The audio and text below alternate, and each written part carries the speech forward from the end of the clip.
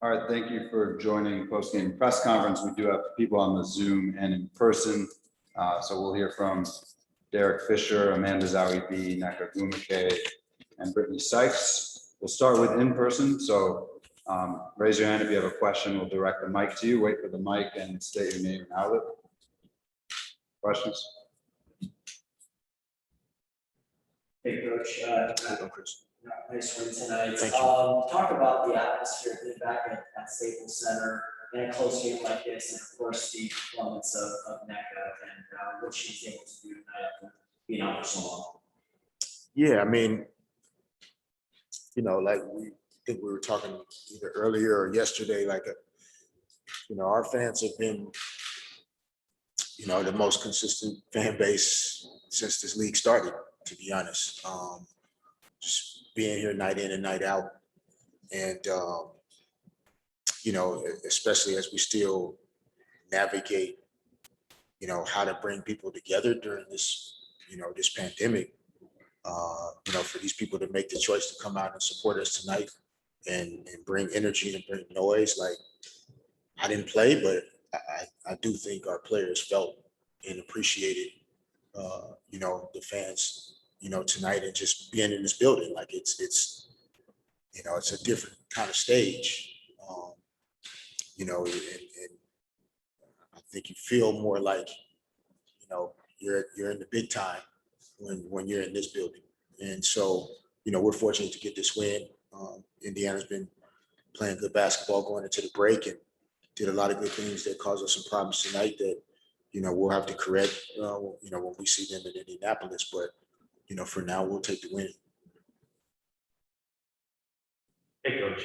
You got a little bit of a boost tonight from your bench, specifically Nia and Taya, especially in that third quarter. Things weren't quite flowing offensively so much. Yeah. Those are two players that earlier in the season, they were starters at times. Now, that got some bodies back. You kind of see, players' roles being defined a little bit more than they were then, and, kind of have a nice solid bench there.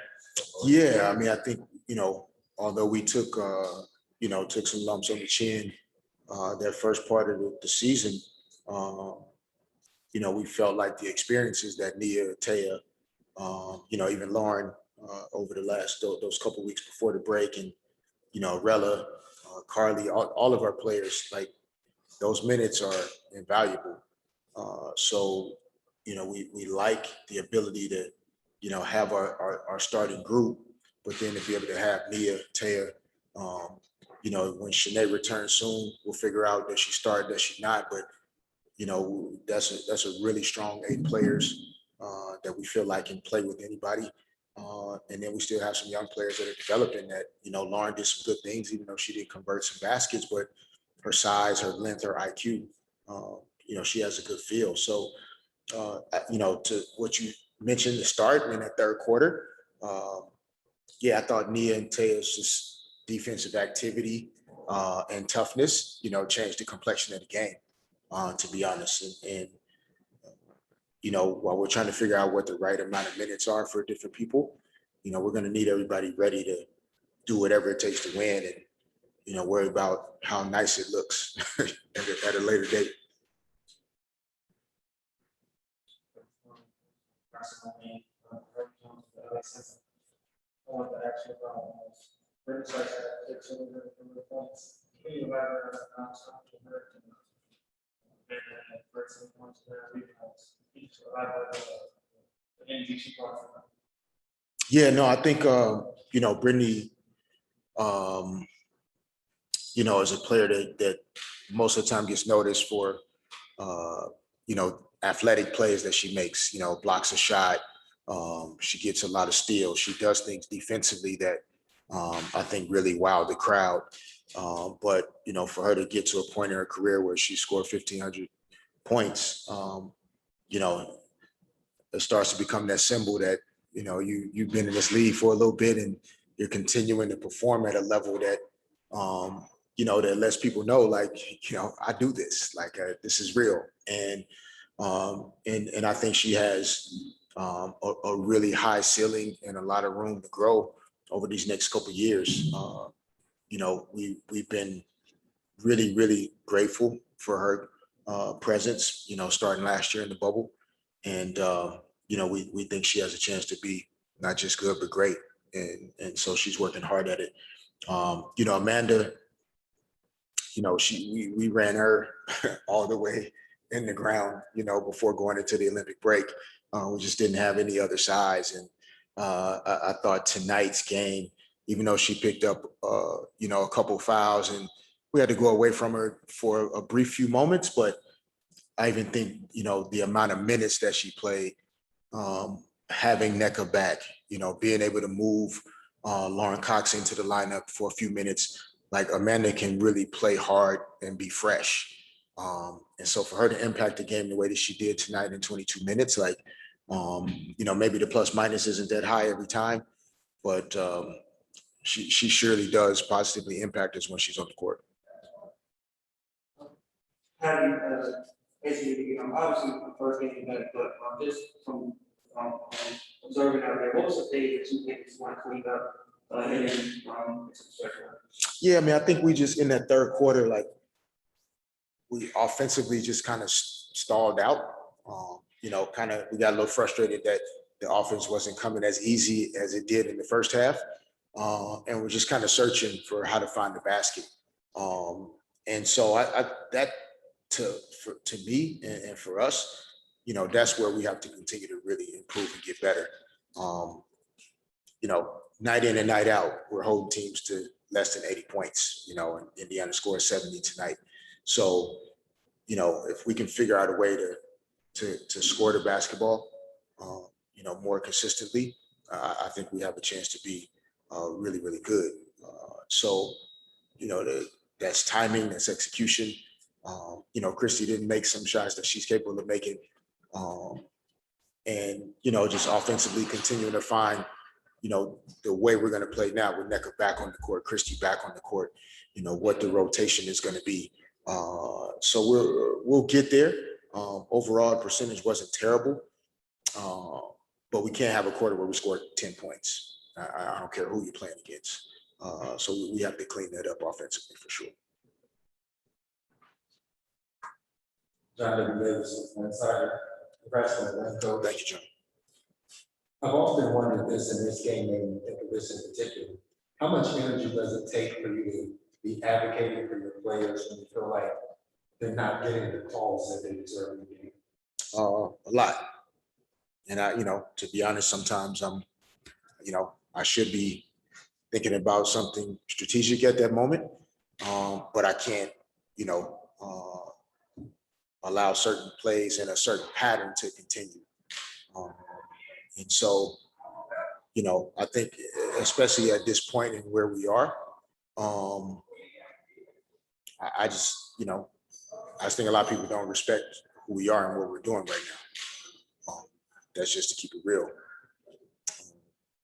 Whether it's, nobody being on the ballot for All-Star, whether it's different players on, NECA's Olympic situation, like there's just a lot of, nobody really is worried about us right now.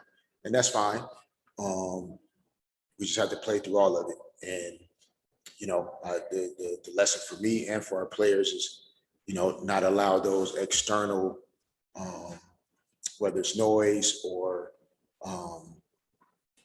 things that can pull your focus away from like what's right in front of you.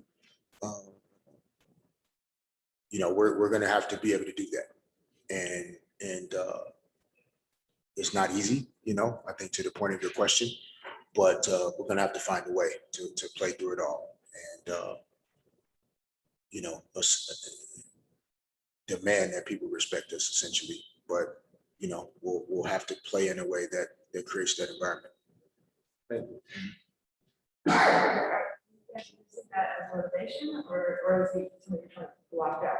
How do you feel about that? Yeah, no, I it's a little bit of both. I think for me, it can serve as a thing to use at the appropriate time. But I think, the message for our players is, they have to allow me to fight those battles, during the game. At different points, they have to stay focused on playing basketball against the best players in the world. There's no time for them to get caught up in some of those conversations. But, because of where we are, that's what comes with it, right? So that's why you try to convince players that winning is more important than anything else. Because if you don't win and, your record says this, that's how people see you. So, we're in control of changing that perception and the way, we're being viewed and or treated or mistreated. That's on us. And, that's fine. We can't control what other people think. Time for one more. You good? Yeah. One more? Derek, I had a follow-up on that first one. How did you, what would just give your thoughts on Mecca tonight and what she did, especially after not playing for those 2 months? Yeah, no, I mean, for her, that was rusty. Right? I mean, it didn't really look that way very much. There were, some plays that, she caught the ball in the paint. She could have gone up to finish. She was trying to kind of figure out what to do from there, but I don't know, man. You tell me the last time a player of her caliber played 31 minutes and as many times as she caught the ball in the paint going towards the basket and didn't get to the free throw line at all. So that, that even though she still did some great things, 12 points and 7 rebounds, like there were some of those defensive possessions where like how quickly she went up to rebound the ball, outlet it, and us getting down the court, like for me, that looked and felt good. But she's unlike many players that I've seen. Her ability to continue to kind of push through adverse situations. And like she kind of said last week, or maybe a week and a half ago now, just feeling undervalued. Like when I look at 0 for 0 from the free throw line, I feel like that pattern is continuing. So again, only way for us to change it is to try and be as successful as we possibly can be. That usually changes the way those things go. Thanks, Coach. Yeah. Yeah, thanks, sir.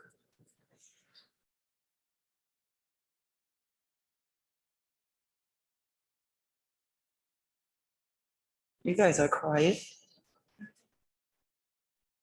All right, questions for Amanda? I could have stayed in the ice tub. We're live, so please project and state your name and outlet. We're live on Twitter.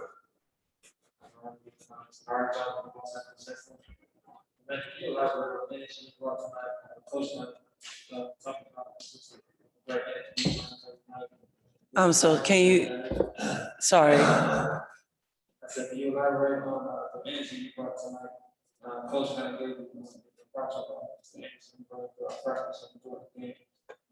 yeah, I mean, I think that that's just who I am as a person and as a player. I know how much people feed off good energy. And that's just what I'm trying to do every day. Be as positive as possible. Make sure everyone always has a smile on their face and hype them up. My teammates are great, so we're gonna celebrate everything. And if we mess up, then, we're gonna get it back the next possession. It's all about love and celebration for my teammates.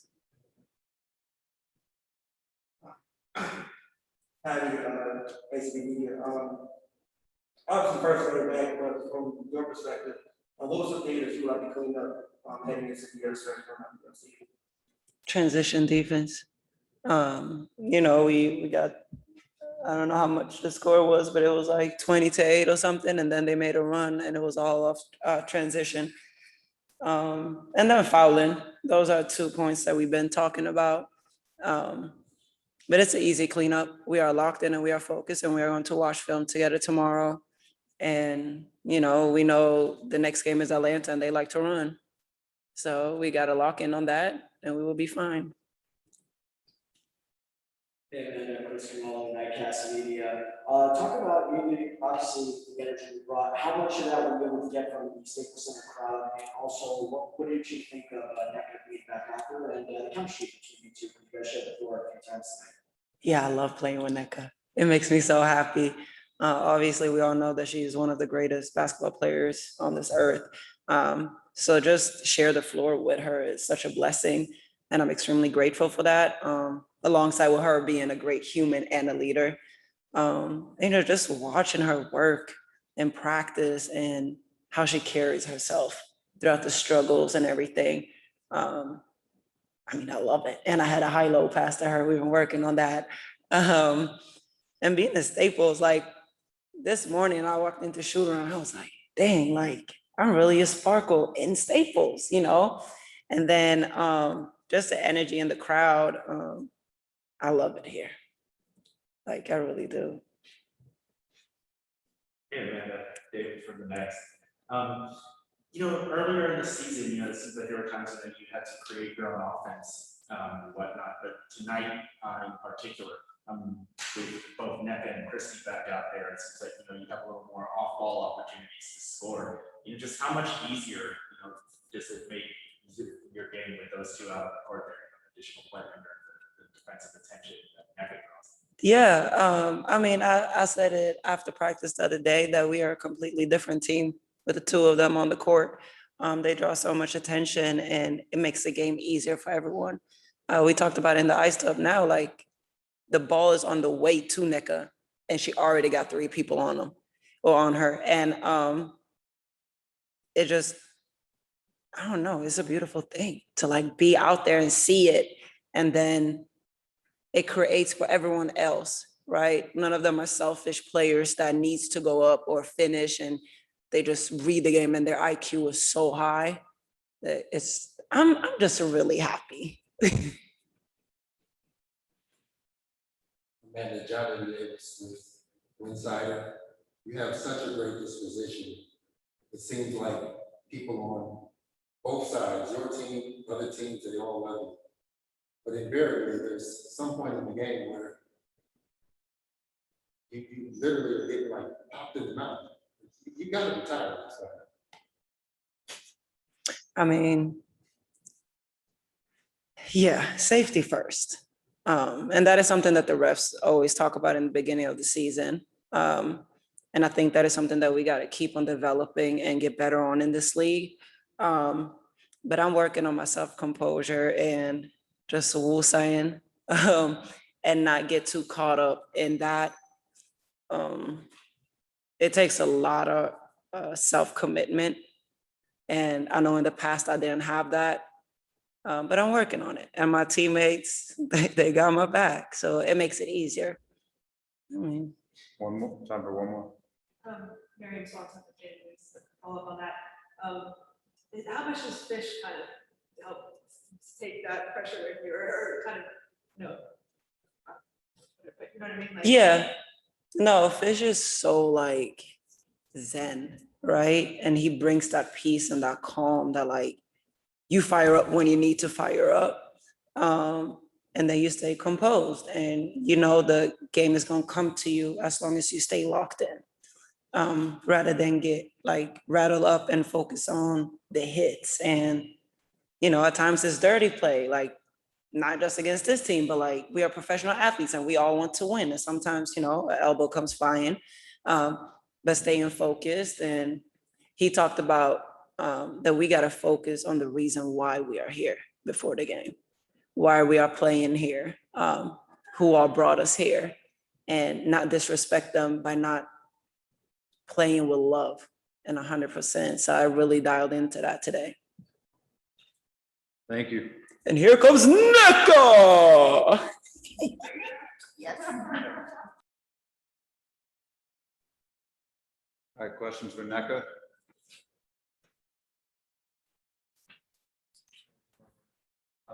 John, that's hard, John, he just like with the sometimes it feels to be like this tonight. John, the first game for the next seconds. Yeah, no, it feels great to be back. I just kind of entered this game with just like a mindset of wanting to have fun, wanting to be able to do what I can for my team. naturally I haven't played in a long time. So there's gonna be rust. It's fine. I'm just glad that I was able to help my team win. We'll go to take one from the Zoom, Michelle Vocal with ESPN. Yeah, Nick, nice to see you back out on the court. Can you talk about, even as long as you've been doing this, when you do have that long of a break from game action, what is the most difficult thing and what is the thing that comes back the quickest when you're out there? Yeah, that's a great question. Hey, Michelle, how are you doing? I think that, this is the longest I've sat out due to injury. So I've been doing a lot of lifting. And I think that kind of getting back in my body is something that I'm trying to get used to. They wanted to keep me strong. So I personally feel that I'm not as swift as I want to be, but that's going to come with me playing a little bit more. But what never really dropped off was the communication that I had with my team, because I was able to do that while I was out. But now being out there with them and being able to kind of put those words into action, I can't say that that's ever really dropped off, because I tried my best to stay as involved with my team as possible. I heard you say in the television interview that it's sort of, you do have to grind out these last games of the season, or not really last, the rest of the season. How important is that, to do for a team? Because it is the toughest part, I think, of the WNBA season, the final, month or so. Yeah, I think the grind out is difficult no matter what circumstance, let alone in a year where we had an Olympic break, people playing through the Olympic break, a Commissioner's Cup, and an All-Star game. So teams are all dealing with different variables, what have you, depending on what they were involved with. And the grind out is really just kind of making sure that you can be strong and healthy through the end of the season, especially as people are working their way up and down these rankings. And I think that taking a day at a time approach is really how you do that. Thank you. Appreciate it. Thank you. I'd like to join the others with one side. I'd like to throw a stat at you. So the Sparks have won 16 consecutive home games at Staples Center. Why do you think that is? This is home, it's funny because I'm even trying to think about the last home game that we played here, and I don't even remember because it's been a while. It's been a while. So it's, this is home. I'm glad that we have some new members of the family getting acclimated to this being home. It always feels so familiar to me. It feels so great to be back in Staples Center. All the gratitude to transforming the convention center. But Staples is really where it's at for us. And I hope that we continue to use that energy being at home to play well. Having basically basically just staying involved while you were out first game back for everybody for the 1 month playoff. It didn't really seem like seriously with the condition for you all. How did you kind of prevent that? How did you prevent that? How did Prevent what? chemistry issues from happening? Okay, yeah. I think that honestly, I think that going through all of those kind of tough losses really kept our chemistry. It tested us. And I think it gave people a new focus coming out of the break. People were able to decompress and then come back, which was really great. And we've just stayed connected through these few weeks that we've been practicing together. And we want to continue to do so because we know that that's where our strength is in being able to perform the way we want to. Two more. And a great game tonight. Thank you. Nice to personal right now. Nightcast media. Talk about the energy from the crowd. Obviously, a lot more people out there tonight. And when did it start feeling like the rhythm was getting there? Because it felt like as the game went on, started to really feel, it looked like we were getting more into the zone. So just kind of talk about that tonight. Yeah, no, we're so thankful for the crowd. We had a crowd at the convention center. So I've never doubted our fans, and I'm so grateful that they show up, even in these challenging times. For me personally, I think I just needed to get out there, I think what helped me too today was I didn't have many expectations of myself. I just wanted to go out there and help my team. I'm pretty proud of how I felt out there. naturally, there's gonna be kinks. And not dwelling too much on that is kind of what's gotten me through these few weeks, really. So the mindset that I've had with what I've experienced since my injury has helped me kind of release those expectations and just be in the moment and be there for my team in whatever way that I can. Everything else is gonna flow. So I look forward to seeing that, especially in these next 2 games. Last one from Necker. On back, Thank you. when that's the last bucket made, the breakaway bucket, the win, like, you had a reaction, what were you feeling? I mean, to be honest, like I knew it was like the end of the game, but I just wanted to finish the game. So I'm just really glad that Slim passed that to me because I would have looked really stupid if if she didn't. For me, it's just kind of symbolic of like me finishing things out, you know, just wanting to savor every moment. So I'm glad she passed it to me because I just wanted to put my stamp on that game with the energy that hopefully my team felt. Thank you so much. Thank you.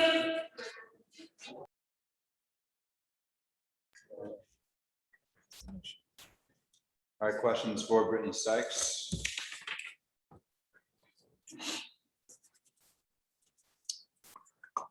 Hey, Brittany. David Yapowitz from the Next. What's up? Tonight was a game that it seemed like you guys really was your defensive play that really won. Your grit, your toughness. I mean, that's right up your alley. Those games that you guys had earlier in the season, where even though you guys were playing great defense, you still ended up losing. With tonight, how did those games, or did they? Did those help? You guys were able to pull out the win of that toughness tonight. Yeah, I don't think our defense never been a problem. Like we stayed in the top 5, top 6 for most of the first half, and it just came down to moving the ball, getting the ball in the basket, seeing the ball go in the basket, and just being connected. Sometimes we can get in a space where we start to go one-on-one a little too much in the past, and now we're starting to realize like, okay, I don't have anything. Let me see if the next player can create, and so on and then. Thanks for all the hard enough of the person who's trying to get one of the best defenders in the league. You've reached the milestone, 15 points. Can you elaborate on what that means to you? Can you say the last part? You reached the milestone, 15 points. Oh, Can you elaborate on what that celebration would mean to you?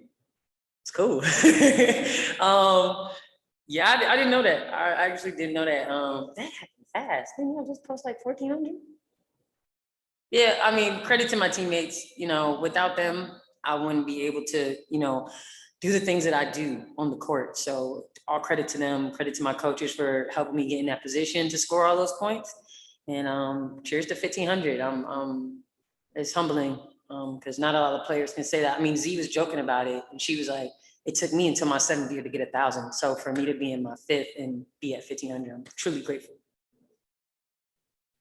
So really, having basically media, what are some things that you saw today that you and your team want to clean up and towards the Just those moments where we break down on defense because our offense isn't going so well, and you can see a couple missed shots. Now we're spaced out. Now we're letting them get to the basket. Now we're giving them second chance points. So just doing that, just being aware of that. John W. Davis, what's up? How you doing? What's going on? What's going on? So first of all, I was told to tell you that you play better with the fresh birds. Well, you're gonna have to talk to Neck about that because Neck, I think it was the first half when I finally took my hair out. Neck said it to Chanae, like Britt needs to take her hair out, and I went on a scoring run and was just tearing it up. But I mean, hey, hair is hair. You look good, you feel good, you play good. I got you. And with all that said, what do you think about the defensive effort today? Because again, that's what sustained you, especially in the second half, because you had 10 points in the third quarter as a team, 16 points in the fourth quarter, which is nothing like you had in the first half. I think it's just one of those things where we just finally looked at ourselves in the mirror and was like, all right, we know what we need to do. We know what we got to do. Just go out and do it. Like we were making things too hard for us. And now that things have become simpler because we're just slowing down. Like when it comes on defense, we're just slowing down and we're concentrating on the point of attack. You know, so when we know what they're trying to get and we shut that down, now we have trust in each other to know, okay, if the first point of attack does fall apart, we have the second line of defense, we have a third line of defense. So that's what I really saw today, was that we had each other's backs. Like the trust was there, you felt it. I got beat in the back door. Usually I'm stressed because I don't know who's behind there. And I saw Z, I saw E, I saw NECA. So it's a good feeling to know, like, okay, even if there is a defensive lapse, we had each other's back. So that trust was there tonight and we could feel it. Hey, great game, Chris Canella, Digest Media. First of all, nice hat, by the way. Nice. Talk about feeding off the energy from the Staples Center crowd tonight. Obviously, bigger crowd, no disrespect to Convention Center, but this is obviously the I'm taken. definitely a bigger crowd. So just talk about that and the impact of that. Yeah, no, Staples, man, the fans, ridiculous. Like the energy is so infectious. I'm not even one to like talk to the crowd or point to the crowd, but it's like you get in Staples and you hear everybody yelling your name, you hear them yelling your teammate name, and it's like, I see y'all. Like you just want to recognize it because it's genuine love. Like they love being here. They're here while we're warming up. Like you don't really see that in a lot of arenas where people are filling in at that 5 o'clock mark into their seats just to watch us warm up. So, you know, I'm grateful for it. It took me a minute to like let it soak in that I was like in Staples with the fans and everything, and just playing here has so much history. So it's a humbling experience. But them fans, man, them fans, shout out to them. Last question for tonight. Everything asked about the last play of the game. Well, I can see that over. So we joked about it in the cold tub, and I knew if I didn't throw it, it would have been a whole nother story to talk about after the game. But I joked with NECA to tell her, like, yeah, the way you looked at me is like, if I didn't throw it, it would have been a bad situation. So I got the steal. I saw the time and I'm like, okay, I want the assist. So I was like, all right, let me just lob it up enough to where she can catch it, 1-2, lay it up, and she got it. I was happy. And I mean, that's like a perfect way to end the game. It's NECA and KT's first game back. NECA did her thing. Like, if y'all could have just watched how she just battled while she was out, and to see her on the court, man, she deserved that layup. So she can get all the layups she wants from me on the fast break. Thank you. All right, thanks, everyone. Thank you, guys.